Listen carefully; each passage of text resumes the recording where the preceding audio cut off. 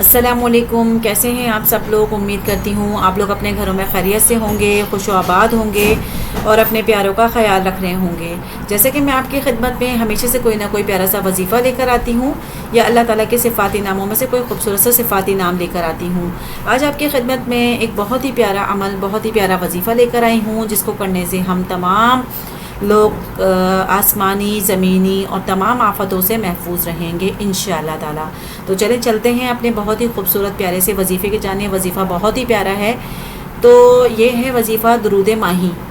تو جیسے کہ ہم درود تنجینہ پڑھتے ہیں، درود تاج پڑھتے ہیں، درود ابراہیمی پڑھتے ہیں، کافی لوگوں نے درود غوثیہ بھی پڑھا ہے، درود اکبر پڑھا ہے۔ تو آج ہم فضیلت جانیں گے درود ماہی کی۔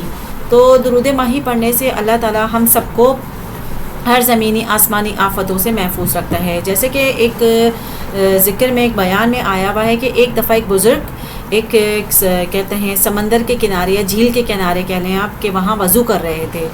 وضو کرتے کرتے ان کے سامنے ایک مچھلی آئی، اور مچھلی جو ہے نا اس درود پاک کو پڑھنے لگی اور پڑھنے کے بعد جب وہ وضو سے فارغ ہوئی، مطلب وہ جو بزرگ تھے وہ وضو سے فارغ ہوئے، تو انہوں نے مچھلی سے مخاطب ہو کے پوچھا کہ یہ تم جو پڑھ رہی ہو، تم نے اس چیز کہاں سے سنی؟ کہنے لگی میں اس درود کو کافی سالوں سے پڑھ رہی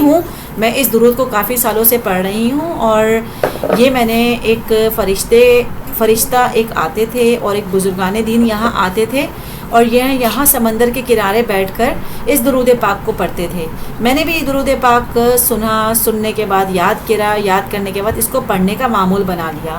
تو کئی سالوں سے میں سمندر کے اندر شکار سے محفوظ ہوں، ناگہانی آفتوں سے محفوظ ہوں، جیسے سمندری طوفان آتا ہے میں ان چیزوں سے محفوظ ہوں۔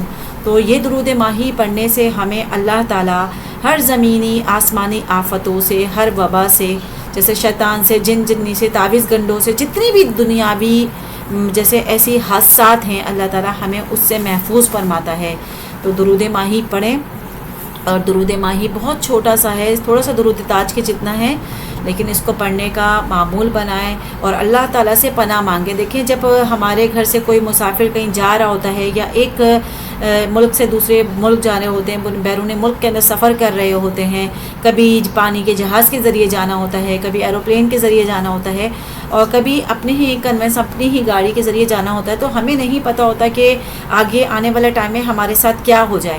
لیکن اگر ہم یہ گھر سے نکلتے وقت درود ماہی پڑھ لیں، اور اس کو یا سفر میں بیٹھ کے پڑھ لیں، تو اللہ تعالیٰ ہماری حفاظت فرماتا ہے، اللہ تعالیٰ ہمیں تمام ناگہانی آفتوں سے محفوظ فرماتا ہے یہ درود ماہی پڑھنے سے۔ تو جب ہم یہ درود ماہی پڑھیں گے تو انشاءاللہ تعالیٰ اللہ تعالیٰ ہمیں اپنے حفظ و امان میں رکھے گا۔